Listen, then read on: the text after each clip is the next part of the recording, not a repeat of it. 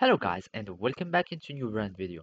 In today's tutorial, I'm going to show you how to use Salesforce for customer service. So make sure to watch the video to the end and follow these simple steps.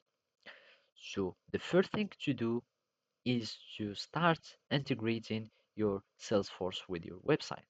And basically you can do that, for example, one way to do it is to use the Salesforce site and you can go to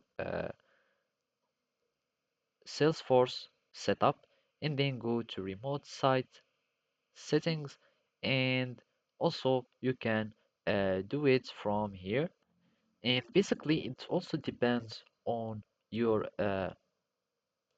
premium plan or on your plan or license.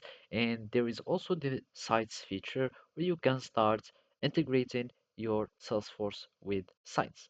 And basically, after that, you will need just to start storing your information or your customer information with your own Salesforce tools like the contacts, etc. And then you can start creating your own automations. So for example, you can go to setup and after that you can start creating flows or automation. So from the flows, you can click on flow and then can start new flows and you can create flows that will be active or that will be triggered depends on the user's input.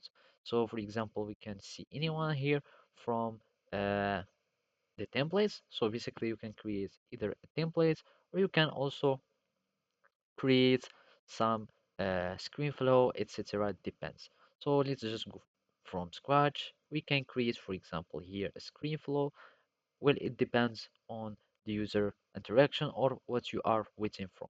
So from here, you can go, for example, after doing many processes before sending an email. So basically, you will need an assignment, and for that, you will need to get a lookup, for example, or here we will need to get the records and etc etc. You will need just to start building your flow until you get some automation for your customer service or to improve your customer service using Salesforce.